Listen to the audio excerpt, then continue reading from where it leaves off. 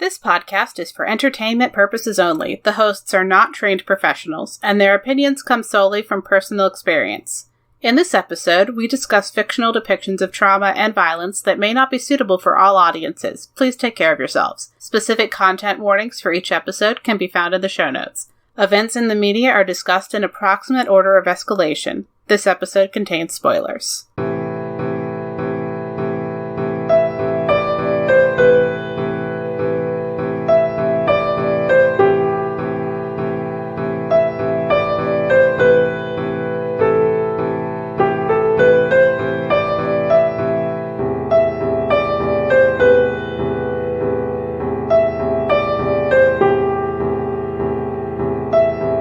Today we are discussing The Kingdom of Gods by N.K. Jemisin, where the longing for connection battles with the desire to stay true to oneself and the fear of dying alone. Hi, I'm Nicole. And I'm Robin, and today we are discussing The Kingdom of Gods by N.K. Jemisin, Book 3 of the Inheritance Trilogy.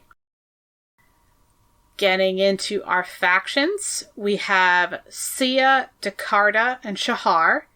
If you were here for episode 2, this is a different Decarda who is named after the one from the Broken Kingdoms. I think I don't remember if we mentioned the original Shahar or not, so if we did, this is also a different Shahar. No, because I think that historical discussion doesn't happen really until this book, like, not in a noticeable way. It does. I don't remember if we talked about it. Yeah, don't think we did.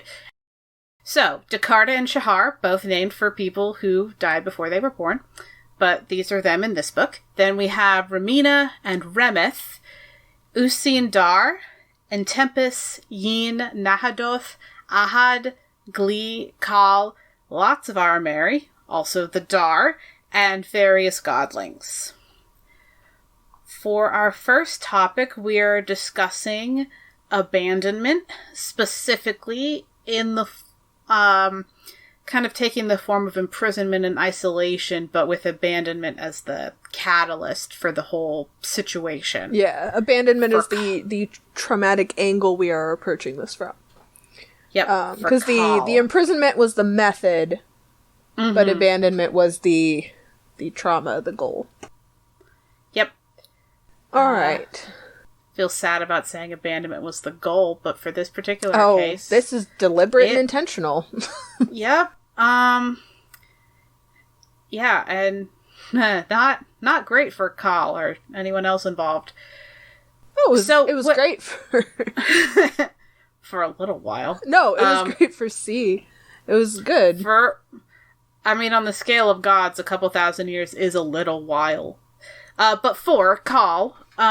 just in case you didn't read the book, Kahl is the son of Sieh, we will get to that later, who was locked away in another dimension for at least 2,000 years.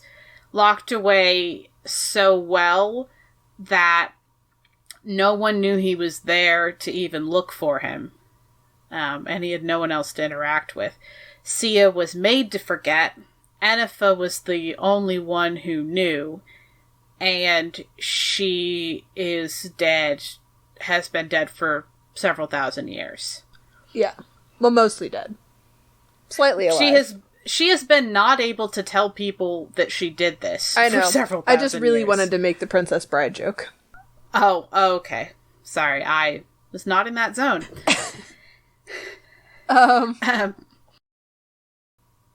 So, Sieh being forced to forget, you had brought up the point that it was good for Sieh.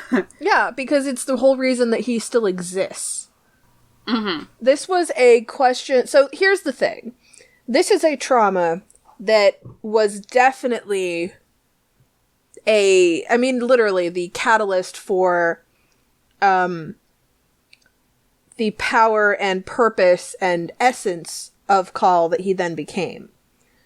It literally defined his identity, and in these books, your god or godling's identity is everything that they are. It is the source of their power. It is the thing that sustains them. It is the thing that allows them to function in a very real way. It is everything about them as a personality, as a physical form, as a source of free will and energy. It's everything.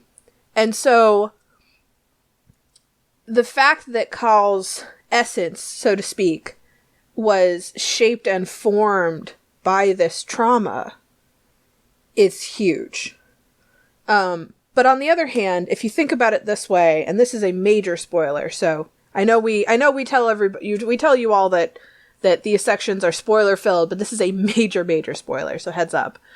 The fact that Sieh would have died, would have disintegrated, would have just poofed out of existence if Kahl had been allowed to just exist without being locked away is huge. And so Ennifa really had a choice here between killing her firstborn by allowing this other child to exist, or locking him away and both of them live. And so it's wild, but thinking about it in that context, this was very much a deliberate trauma that was meant to mitigate a different, I would argue, greater trauma to someone else. I would say, but also Kahl's existence is an irresponsibility in and of itself. Yeah, on Ennifa's part, right? Because he's the offspring of Ennifa and Sieh, right? Yes. Yeah.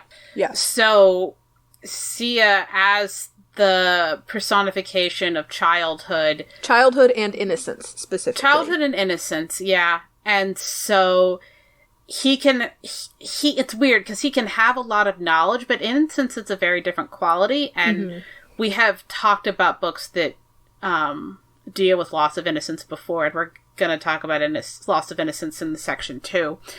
But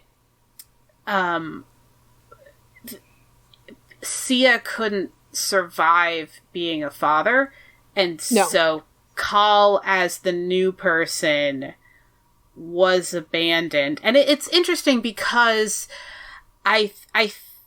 there's an emotional tendency that it's clear that the gods have here, which is to value the people you already know and are already close to, even if some new person might be equally valuable if you had the same duration of relationship with them. I would argue. See, this is where that's at least a little bit at play. I mean, it might be a little bit at play. I don't know. That would be probably a question for the author, because I don't think we're actually given enough information, because Ennifa is not around for her perspective. No. But if you look at it, I don't actually think this was choosing her favorite necessarily, or even if it is, it's not only that, because this literally was a case between one of you snuffs out of existence or both of you survive, and Ennifa picked both of you survive with one of you having major trauma, but both of you surviving. Ennifa chose the solution that kept both of her children alive. If she had been choosing one over the other, she could have snuffed Kahl out of existence.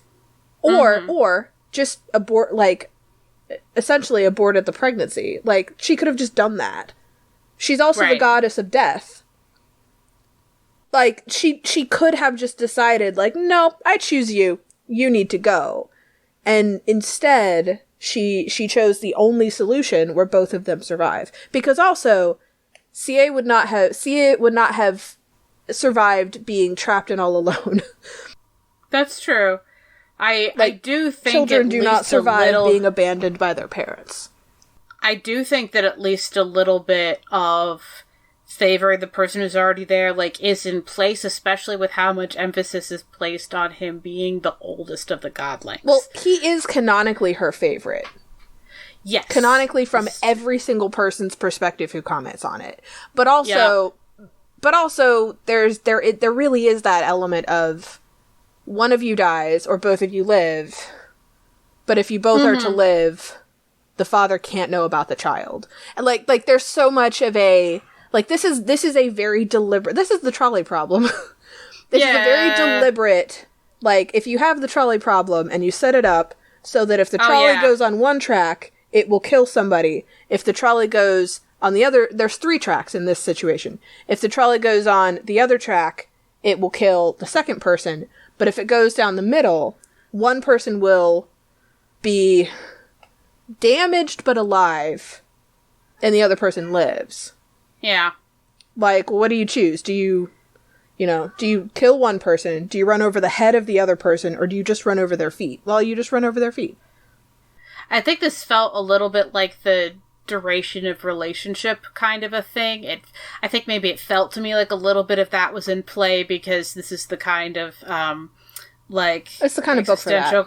Well, it's definitely the book for that, whether or not it applies in this exact scenario. Yeah. And also it's just a conversation that comes up with my partner like randomly. Oh, okay. All the time. And I'm not saying that didn't happen. I'm just saying that logically, this was the everybody lives solution.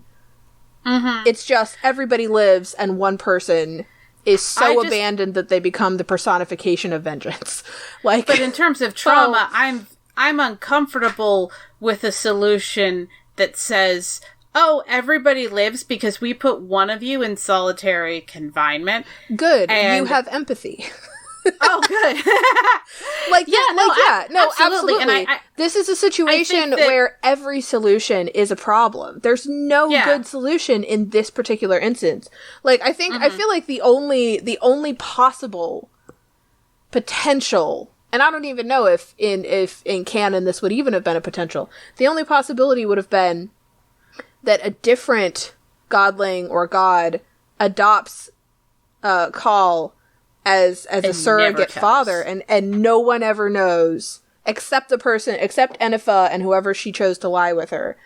They would be the only 2 people who would know, and she would make Sieh forget anyway. Right. Like, that would be the only solution. But I think canonically, if I remember correctly in the book, and if it doesn't explicitly say this, it's definitely implied, there are only the 4 of them at the beginning. Mm-hmm. And so there's no one else it could have been. There's literally no one else it could have been, except I feel like maybe she could have gotten Nahadoth to maybe do it. But the whole point of why she had a child with Sieh was because the other 2 were ignoring her. Like, I don't think there was a this is fine solution. There was only bad options. Like, Tempest doesn't reveal information, but he also doesn't lie. He also does not lie. Yeah. Right. Even when he really probably should. Like, from a human perspective, when he really probably should, he cannot. Nahadoth might agree while he's in one mood, and then just not agree care later. Yeah, exactly. Yeah, because he's the god of change. He might literally just be like, okay, this is good now, but tomorrow it's bad. Or, sure. I don't feel, well, you're not my real child, so today I don't care. Wait, I'm what? Like, yeah, like that's, we don't know. We don't know. Yeah. And getting back to the themes of abandonment here, this abandonment and solitary confinement by magical means shaped Kahl into the personification of vengeance, which I... Talk about aftercare. Yeah, and I really, really... I like how it is an exploration of the idea that this kind of event, like there's a lot of real world discussion about how something like solitary confinement changes who someone is as a person, and some people who've been through that talk about how they talk about it as now being a completely different person, and to the extent that this is a magical analog of a real thing that really is done to people. The magical personification of the analog. Right. It expresses that, and it shows it in this, like, really interesting way. And in that context, the way this ends for Kahl is very sad, because... Oh, yeah. Like, every single thing that happened to him was someone else trying to pick the least bad of two bad options, and him being on the some sacrifice. Losing side of it every time. Yeah. Which I think I would be shocked if it were a point made accidentally by this book. Oh, no, I assume it's... Yeah. This book, this whole series, this author is so intentional. Everything is intentional, even things that this is definitely an author that's like, everything is intentional, even the things that you think were inconsequential the first read through. It's so deliberate. And speaking of the trauma being abandonment, we also frequently the story just like leaves and just doesn't worry about Kahl for a while, and then just like only checks back with him when it's forced to, in a way. It feels like the abandonment becomes a tricky one to have a lot of concrete examples of, because the biggest one is that he's constantly not there. And yeah, so it's well done, it's resonant, it's all throughout the book. But there isn't much more to say about it because it's so well shown. Yeah, it's definitely one of those where it's very they did a good it's very job. viscerally depicted. But it's a good thing. Oh yeah. Just viscerally something not being there is tricky. Yeah. But they did it. Alright. Stopping the recording.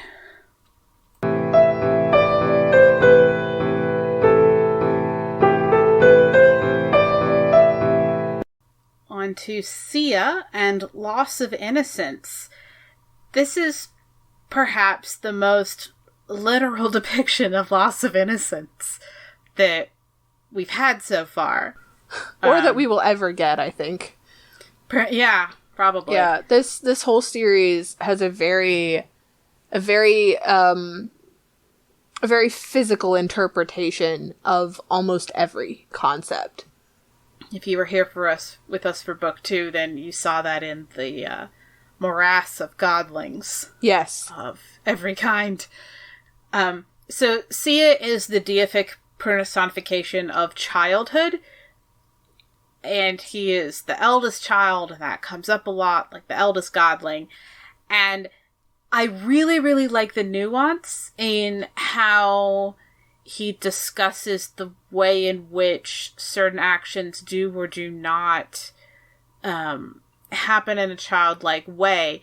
And it seems to be kind of hinging around, like, responsibility. Like, if he does something, if he, as an example, if he, did something that helped somebody, and he just, wanted to do it, and it helped somebody, that's totally fine, super childlike, great. But if he does it, if he does it because it's the responsible thing to do, or if someone is telling him to do it, or if he keeps doing it past the point when he feels like it, now he's being grown up and mature and responsible. Which is interesting, because actually this book makes a distinction between making matured choices and making responsible ones. And responsibility literally kills, if I remember correctly, responsibility literally kills him. Maturity, though, is fine. It's fine. As long as he's still following his whims. Right. If he can make a mature response in the moment, he's good to go. If he thinks it out and thinks ahead of time, I will be mature because I have to, now he's done for. Yeah, like impulsive maturity, is great. I really did like that. It's really funny, actually. He's legitimately, genuinely kind and thoughtful and caring, but if it's not impulsive and if it's not in the moment, then it's potentially a problem. Like there's several points in this book, and other books to be fair, but this is the first book where we really have it like as a point of view, where he thinks ahead of time, this moment will come, and here is the response that I feel like I'll make right now. But if I commit to that, I will lose myself. So I won't commit right now, and we'll see what happens. Right. And then sometimes he does what he thought he would. And sometimes he doesn't. Not. Yeah, but it's the... And also, I love that he can plan things out if he's planning for them to be play. Right. Like, that's great. Like, he can plan something, but if he can make it a game, it doesn't matter if it's responsible or mature or anything else. If he can turn it into a game, it's all fine. Yep. And, like, doing childish things can help restore him. But then also, leaning in towards, with that loss of innocence, what he would need to be restored from, with the way that being responsible hurts him, one of the most responsible things possible in the world of this book is having a child. Which, like, makes sense totally in the context of this world, and it makes sense in the context of his persona too. Absolutely, yeah. Because inherently, once you have a child, you are... The focus shifts. Well, you are responsible for them existing.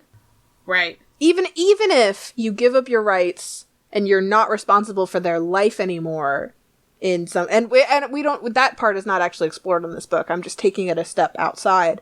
Like, even if you gave up your right to be part of a child's life or to be responsible for them. In an existential way, you are responsible that they exist. And right. that level of responsibility... that inherently is his antithesis. His antithesis, and so it hurts him, which is really funny because growing up is hurt to him. So literally having a child ages him, and then all of a sudden he can't tap into his nature, and so he loses his magic. It's just a whole thing. But it's so logical and it's so well put together. I mean, all of the godling and god powers are. They're very complete. Like, they each, like, have a gestalt that's very much, like, kept to. And the Lil way that all of... is funny. The way that all those interact with each other has a lot of really cool dynamics in the book. Yeah. So with generally how loss of innocence is handled here, we both have Sieh trying not to lose his innocence, and then we also have him being very wary of the innocence of children specifically, because in addition to being the god of childhood, that also makes him the god of children. Yes. And so he, in one of his interactions with Shahar, he's in one of his crueler moods very early on, and he does something where he's assuming that she's going to be a monster like the rest of the Arameri, and he does something that makes her lose a piece of her innocence, and so he has to give her something in recompense in order for it to not hurt him that he did that to her. And so I think it's important that loss of innocence here is not focused only around Sieh, but also on his impact on the world. But then if he takes that too seriously, then that rips back around into responsibility. Right. Like, it's a very complicated in order for him to set up that situation, he had to turn it into a game. It had to be fun for him. Right. And I think also, like, I don't remember if he's not explicitly, like, the god of cruelty, but he is definitely the god of not caring about repercussions, kind of. Well, so I think, I was thinking a lot about how he embodies the very natural child, the literal child-like narcissism that for like, in the he is real the center world, of like his own world, which means he's the center of everything that happens and everything he does. And if it doesn't impact him negatively, he doesn't worry about it. It's fine, and he just doesn't care. Yeah, because children have a kind of narcissism that is in the real world. It is that their brains haven't matured enough to be able to think about how things affect other people, and that slowly going away. I mean, the idea in a very real, and in this book, very literal way, the idea that everything you do impacts something else is a mature concept. Mm-hmm. It's a maturity of your brain on a physical level. It's maturity of your emotional. It's a sign of emotional maturity and just seeing the impact that you have on the world and on other people. And a huge part of him and his power and his set and his identity and who he is the ability to just go, nah, whatever. This is what I wanted. It's fine. It's weird because having made that turn, like, relatively recently in my own life, like, having known that it was a stage of childhood development that I was in while I was still in it, and then afterward, like, before I was like, what do you mean this is a thing? I don't have this. And then 3 years later, I was like, oh, nope, I did. Totally did. Very different now. Yeah. The thing that happened is that my brain did more stuff. So yeah. Having recently, like, thought things in relation to that while I was in both sides of it, it made his delicate dance and his attempts to, like, straddle this line very finely. Like, I felt that in a very visceral way because I'd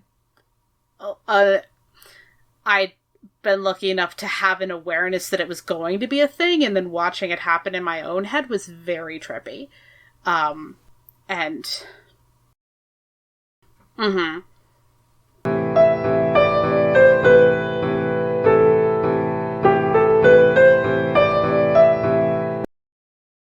For our third topic, we have what I pithily called Cycle of Violence, Colonialism Edition.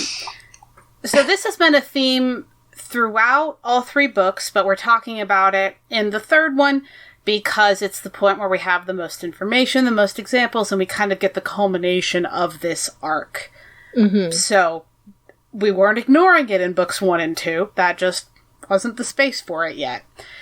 With the Arameri, we have the perspective of, we conquered you, and there has been no war with us since we conquered you, so we should stay in charge. Which is very, very colonialist from the from the colonizer's side. Yeah. Yes. It's the Arameri's modus operandi, and it's so, just like the mindset just so permeates everything that there's a bit where Shahar, as an Arameri with a little bit of power, her instinct is to threaten violence against a people historically conquered and oppressed and killed by her people.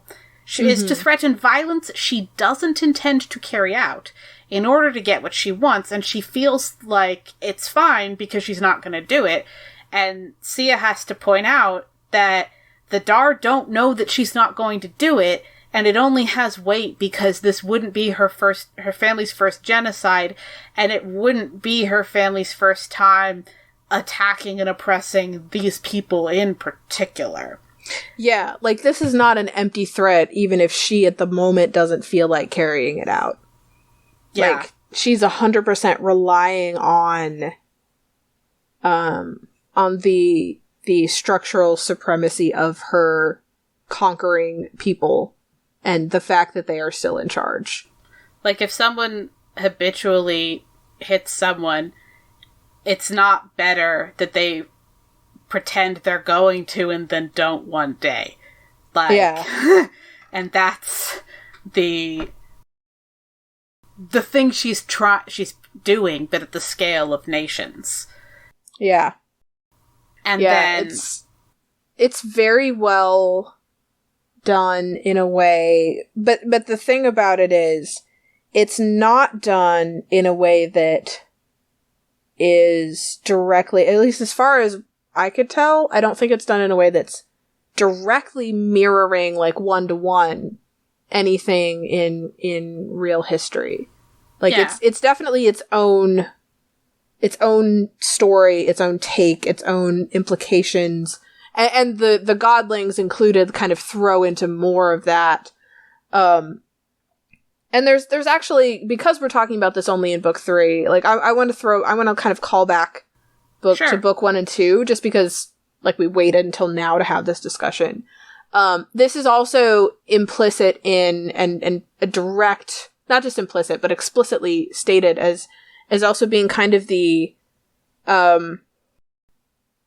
reason why, when the godlings were freed initially, there was fear, right, from the Arameri, because their thought was, oh, well, someone has to be the conqueror, someone has to be enslaved, someone has to be in charge.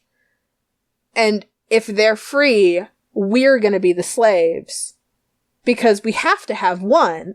Because this is how our system is set up. And they have to use our system. Because we're the ones that are more important. We're the ones that are good at this. And so then in book 2, when that didn't happen, there were just echoes in book 2 of the Arameri that we saw, kind of saying, like, well, why didn't you enslave us? Why didn't you take our perfect system and flip it on us? And the godlings were kind of like, what are you talking about? Just because you were trash doesn't mean we want to be trash. Like, we don't, we don't want that. We just want to live and be ourselves and be true to our own natures and exist. And we don't want anything to do with your awful, like, conquistador slavery system that you've built. Just leave us alone. But there's definitely also elements of, like, it taking a while for the gods to figure out how to exist without that. Oh, definitely. Yeah. No, there was definitely, like, they had to kind of refigure out who they were without the slavery, but there was this whole back and forth of, like, well, someone has to be in control. Right. And now that you're free, why didn't you do that? And it was just like this really, not necessarily like a, it's really almost like a out of context. It's almost a call out to that mentality and that fear of, like, oh, well, you know, we're just, if, like, cause that's a real thing that happens. I mean, we're American. It happens all the time here in this country where, you know, if it's like, oh, well, this minority group is gaining more people in positions of power, and so then the person in the oppressive group literally is scared because they treat the minority group badly and assume that every atrocity historically that group has done to that minority is going to happen to them. And it's a real conversation that, like, in our country happens, because then they kind of get people that look at them and say, hey, this isn't the only way of doing things. Like, it's that point of, like, just because you're awful doesn't mean that everyone else has to be awful. And it's so well, that conversation just happens in such a clear, real way in this series. And it's very good. It's very well done. It's beautiful to read. Yeah. It's really great. It reminded, the way you described that way that cycle happens, in real life, like, it reminded me of this thing that I, read that said that, cis people think cis is a slur because they use trans as a slur. Yeah, absolutely. Yeah, it's that little, like, oh no, you're doing the thing to us that we did to you, oh no, because you have to be. We have to figure out what you're doing. Right. Yeah. Or even, like, white people being upset with Cracker or Karen. Like, no, these aren't slurs, guys. Hey, these aren't. Just because somebody else came up with a word to describe a certain way that you were acting doesn't mean you're being oppressed. Yeah, it doesn't. Like, it's the same conversation. Yeah. Yep. So then we have kind of part 2, because we mentioned that makes me want Karen memes with the Arameri. I want this. I don't think that'll ever happen, but I would laugh very, very hard if I came across one in the internet wild, so to speak. If anyone loves this series and is good at memeing, hit me up. Tag me on Twitter. Please. Don't tag me. Technical. Tag specifically Books That Burn, hashtag Nicole, because I want to see these. I want this. You enjoy those. Okay, so then part of this in these books being a cycle of violence is on the Dar's side, and to be clear, the Dar are not the only people the Arameri have oppressed. Correct. They just are kind of centered in these books because Yin was a Dar when she was a human. I think it's more than that, but they are kind of the center society that we learn the most about. There is more than that, but in terms of like plot importance to all the characters involved, there is an element of that, yeah. There's definitely this complicating element where one of the Arameri's gods literally was a Dar while they were alive. I'm just saying, like, I don't think that's all of why. I think it's just part of it. That's not all of it, but that is definitely part. And so, the Dar, their perspective is kind of, well, you, the Arameri, conquered us, and you tried to keep us from being ourselves, so we should conquer you to stop you from conquering others ever again. And there's very much a tension in the book where we mostly have the Arameri's perspective on this, or the perspective of people who are closer to the Arameri than the Dar. And so there's this definite, like, fear and tension of, oh no, are the Dar going to do to the Arameri what the Arameri did to everybody, which is anything from just general conquest to specific genocide wiping out an entire culture. Yeah. And since the Arameri have been so terrible, and now the Dar have access to godlings, even without the involvement of Kahl, the Arameri know that the Dar would possibly have godlings, and godlings are how the Arameri did all their bad stuff. They've got this, like, real fear and tension that it's going to be just as bad for them as it was for everybody else. And I really, really like the way the book handles it, and the way that it kind of makes a real effort towards stopping that cycle of violence in a very purposeful way. And if you're intending to read these after listening to this episode, like, I don't want to spoil that, because it's very good. I feel like it was appropriate. It works super well. Mm-hmm. And want to leave that, since the main thing I have to say about it is that it was super well handled. Mm-hmm. But just this mentality of, oh no, what if you do exactly what we did to everybody else for thousands of years? Yeah. Like, the worst thing for the Arameri would be if literally anyone else acted like the Arameri. Yeah. And that's why colonialism is terrible. Not the only reason, but it's definitely that's one of the reasons. One of the big reasons. Yes. Yeah. With so many podcasts out in the world, you have a plethora of options. Take a chance with Too Many Captains, a movie podcast. Mixing comedy with an academic look at film and Hollywood culture, this podcast is perfect for those looking for a fresh perspective.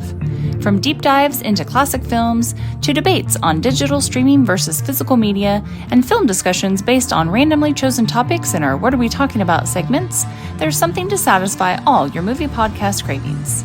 So if you're feeling lucky or feel the need for speed, grab your shaken martini or some fava beans and a nice Chianti and subscribe to us on Spotify, Apple Podcast, or Google Play. For more content, visit amoviepodcast.com, find us on Instagram at Too Many Captains Productions, and on Twitter at It's a Film Podcast.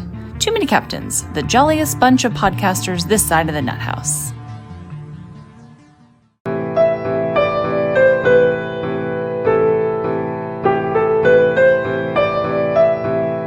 On to the wrap-up and ratings for Abandonment. For the gratuity rating. This is off screen. Mostly? What do you think? I would argue completely.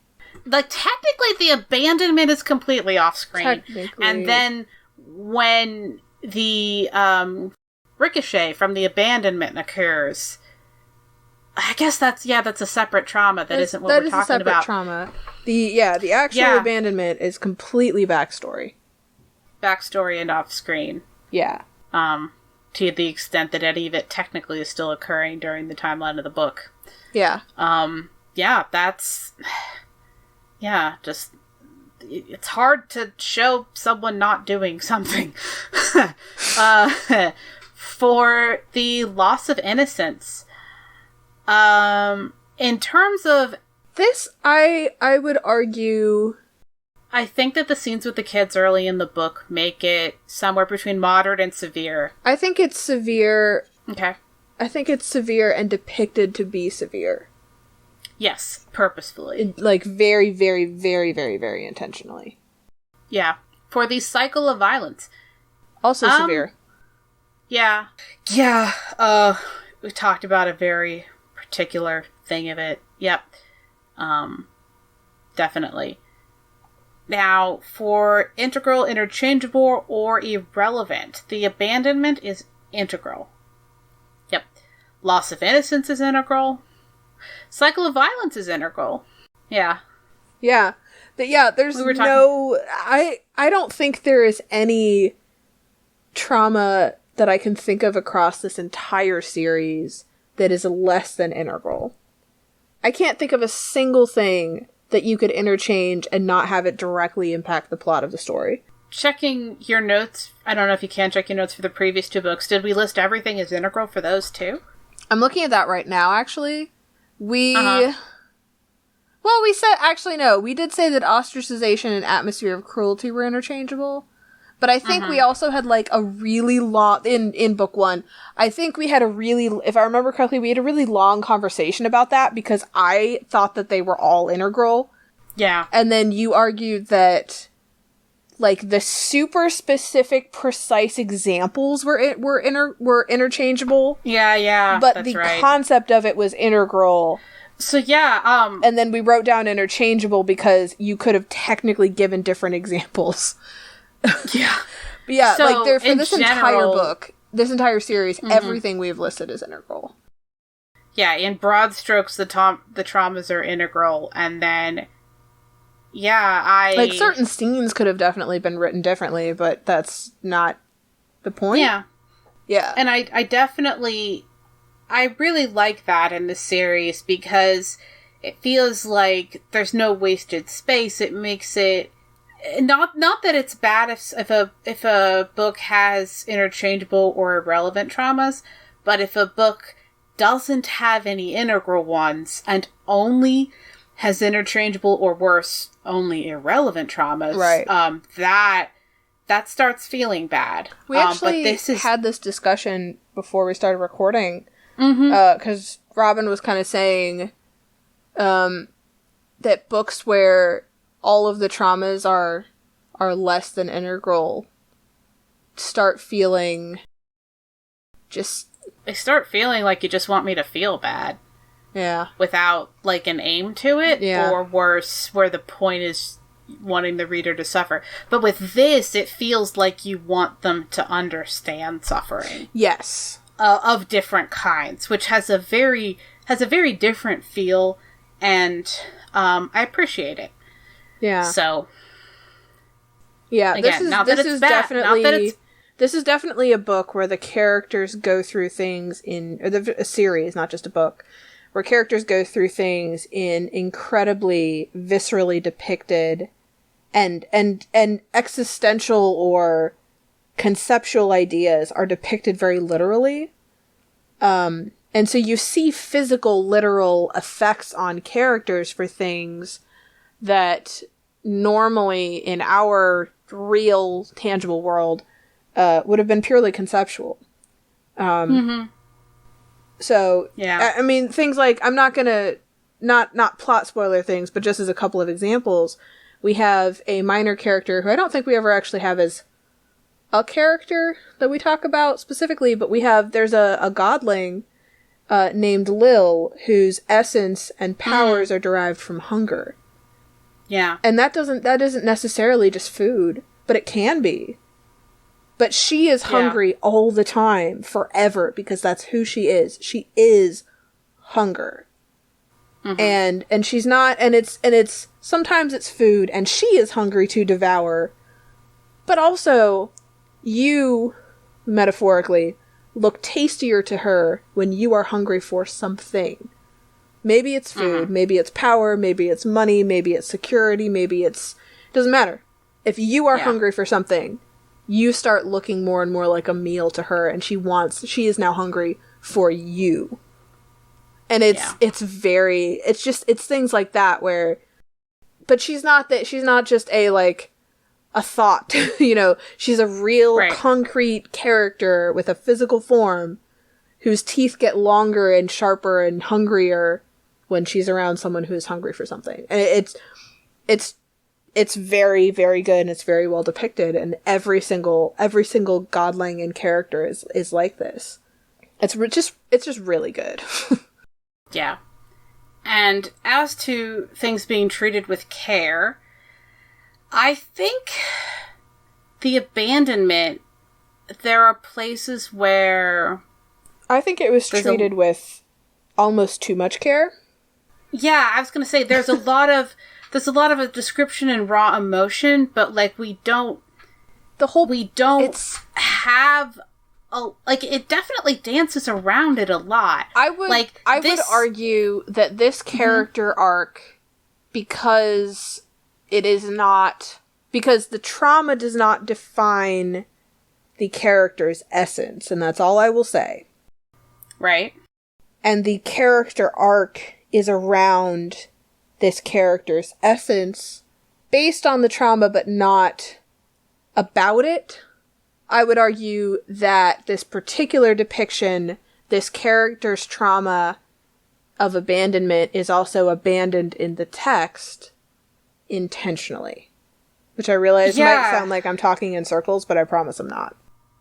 No, we mentioned that abandonment is difficult. But I think it's intentional. I think we don't explore the abandonment, we explore other things in the book, because the point is that this character has been abandoned, and that includes by us, the reader. Yeah. It's hard to know. I don't know if the author would state it that way or not. I have no clue. But that's how I read it. That's how I interpreted it. Because at a certain point, it's hard to know whether a lack of description is care for the reader. But I think it depends on the trauma. And I think in this trauma, I think it's mirrored in how the character is not talked about also. I think it's very, very deliberate. I think this piece is something that we know, but we don't get a chance to acknowledge it as an audience. And I think that that's deliberate because, again, everything in the series is so literal and so physical that I think this character was abandoned, and then we as an audience are forced to abandon them again by never actually talking about that abandonment. I think that that's intentional. I think it's intentional. And if it wasn't, it played out beautifully anyway. So the one thing that makes me shy away from describing it with care is because where it exists, it is so literal. I mean, it's either care or it's either zero care. It's one of the two. I feel like it's zero care, because when it's talked about and depicted, it seems like the kind of thing that could resonate very badly for someone who was waiting for the character similar to get that parallel closure. Yeah, who has similar parallel traumas. You will not get catharsis for this. No. Not even a little bit. You won't. Yeah. And so I think it's zero care. I think that makes sense to me. I don't think it's bad, but I do think it's zero care. Yeah, no, that makes sense. I'm arguing, I guess, that it's definitely not in the middle. Oh no, not in the middle. But I think none. Yeah. All right. I'll agree. I'll agree with that. For Loss of Innocence, care. I care. Either enough care. I think enough care, because I think this particular character has so much care heaped upon them, both by other people and also by themselves, trying desperately to care for themselves. Like, we see this character losing their innocence and intentionally undergoing self-care routines to retain who they are. Yeah, and figure out who they are. Like, I think this character gets, and this trauma gets so much care and so much aftercare every time, and it's just so good. Though I do want to make sure to keep in mind loss of innocence, both inflicted and received, and it's inflicted that I'm concerned about. I'm not sure if the points where they either inflict or almost inflict loss of innocence on someone else, that's what I would use as my gauge of whether this is handled with care. I would also overall. argue that that's not the aspect we talked about it based on.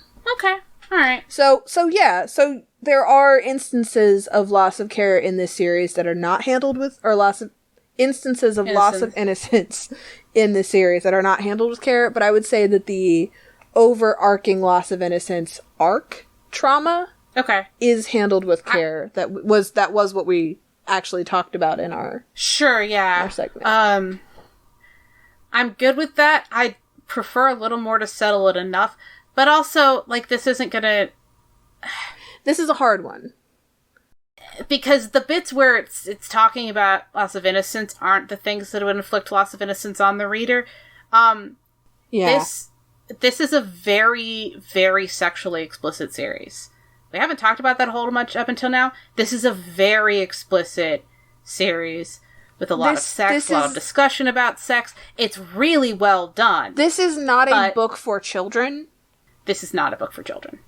Which is partly why I think that this character who is inflicted with loss of innocence is treated with care. Because if this character and their actions were in a children's book, this would 100% not be treated with care, but this is not. This is in a book for adults with adult themes, and it's geared toward adult experiences and adult understanding of a lot of different concepts. And so I think, given a baseline of I wouldn't recommend this to anyone under 16, this was treated with care. Yeah. Okay, cool. I'm good with that. For the cycle of violence, I think enough. Yeah, enough. I think it does a really good job of kind of shielding the reader from, for lack of a better phrase, backlash trauma. If the characters who this violence is being inflicted on resonate with you as a reader and with your past history for whatever part of who you are and your identity and your history this would resonate with. I think it does a pretty good job of kind of shielding the reader from feeling the same feelings. There's enough that's like out of context of our real world. There's enough of like, this is a fake situation and we have magic and we have these other things that distance the reader from feeling like, oh, that could be me. I think there's enough of that, but also there's also enough of explicit conversation and context for the world and in the books where it's definitely not just treated with care. Like it's definitely something where you read it and you know what they're talking about. There is no ambiguity. Yep. There is no, oh, well, maybe they didn't mean it that, like, none of that. It is incredibly in your face, and it is incredibly upfront and honest and straightforward, and characters who straight up say out loud, I am continuing this cycle because I'm supposed to, and because it is what my people do, or what, like, there is enough, like, graphically used here kind of in a weird way, but enough, like, graphic depictions of this cycle of violence and of colonialism. There's enough specific discussion of it that even though we don't see in the book you don't the watch history that led to all of this, but it definitely conveys the weight of that. Yes. So I'm good with enough care. Yeah, because I think there's enough protection for the reader without trivializing the characters in the story, if that makes sense. Yep. Like, the trauma is given full weight, but there's definitely, like, a barrier there. Yeah. For the point of view, it is Sieh, except for a very short segment where it is someone else. Yeah, pretty much for the whole book. Mm-hmm. I think, like, for all of these. Yep. Yeah, the only reason... There's a plot-specific reason where very briefly it's not Sieh. But I'm gonna just say that. But for at least all the traumas we talked about, those are just from Sieh's perspective in this particular book. Yeah. But when we need to, we do get someone speaking about their perspective on other specific things related to these traumas, in a good way. That's just it for all three of these. For the aspiring writer tip, do you have one?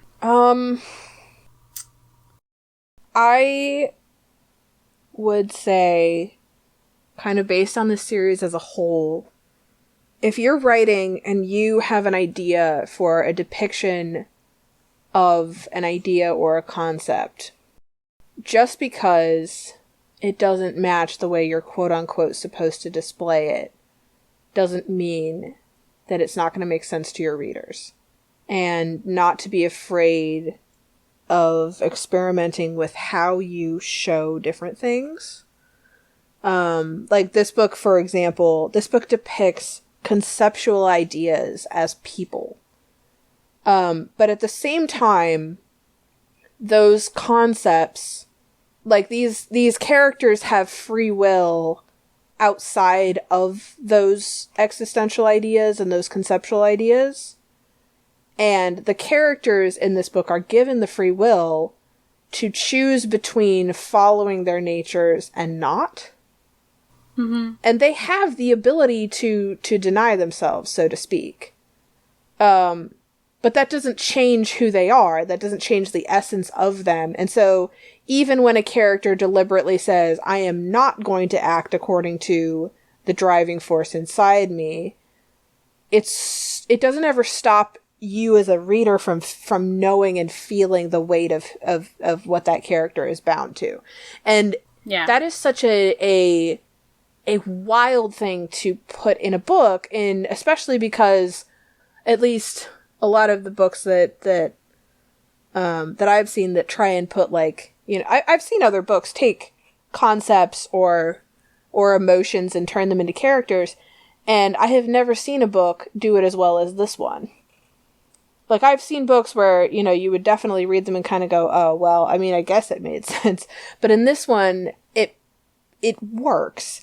And it's also, I know that this is like a thing that at least a lot of writers hear, where, you know, like, well, there's a particular way to do this, or there's a trope that you have to follow here if you want your readers to get it, or, you know, if you don't do it this way, you're wrong, or if you don't do it this way, it's not the right genre. And there's like, there's rules that you learn, and there's sometimes backlash if you break those rules. And I would argue that this book is a very good example of of you not needing to follow those rules if you can make it make sense.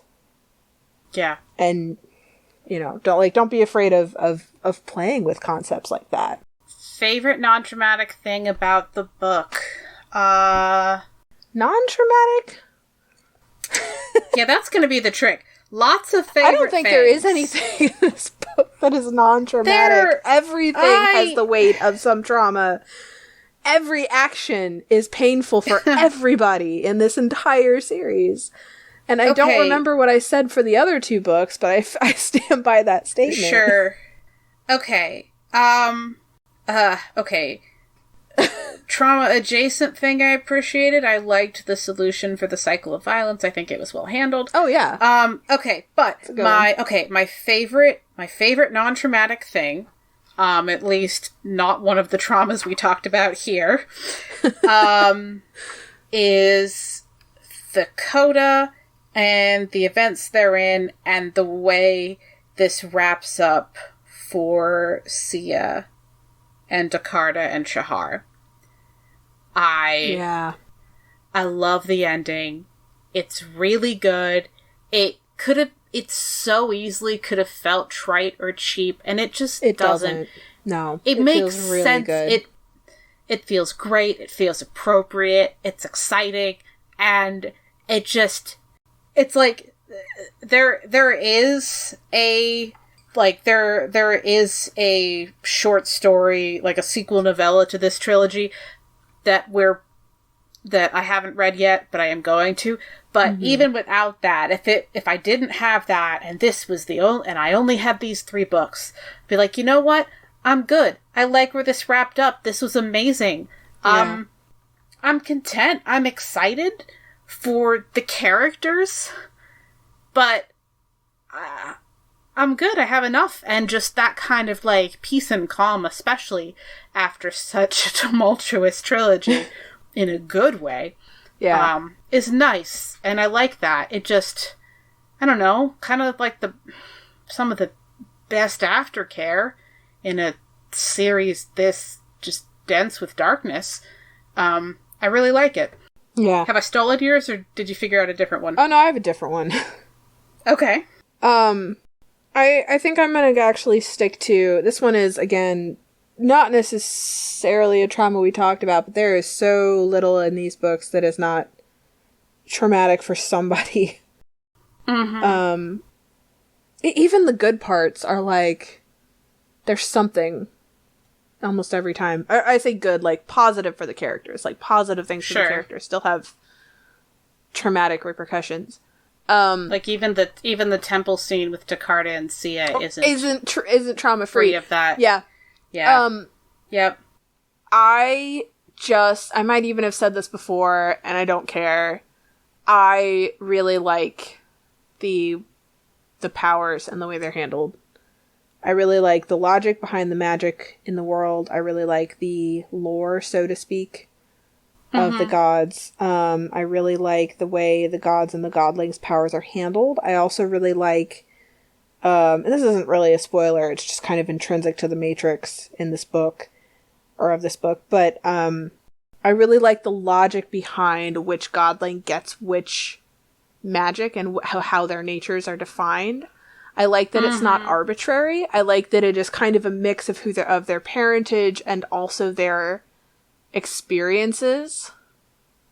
And I also enjoy that the godlings have to figure out what their natures are bound to. This is not a series where the gods wake up and go, I am the god of love. No, they have to find it for themselves. And if they mess up and do something that is contrary to their nature, they get hurt. And they don't even know why yet. And it's just a very tangible, physical conceptualization of this. And I really like it. And as somebody who, in real life, I'm an incredibly tactile person. I dance. I do martial arts. I play instruments. I have synesthesia. I feel smells as textures, and I feel sound as sensations, physical touch in my ear. I like glass blowing and metalworking and woodcraft. Like, I'm physical. I'm a very, very incredibly tactile person. And I really just appreciate how tactile the powers are and how they feel when you're reading them. Like in a physical sensation in my head kind of a way. Like, I think in 3D. I pick things up in my head and turn them and rotate them and touch them and move and shift them and pull them and this book really scratches that, like, sensory itch for me, which is weird because it's a book and I'm reading it. But I really like that, and it really, like, it hits all those, like, tactile sensory points in my brain that usually only, like, picking up something physical and touching it and moving it and pulling it would actually do. But this book does that for me, and I really appreciate it, and I really like it. I say this book, this whole series, all of it. Cool. All right. Thank you so much for joining us. This is the last book of this trilogy, so we'll catch you in a fortnight. Patrons, look for the epilogue next week. And everyone else, thank you so much for joining us.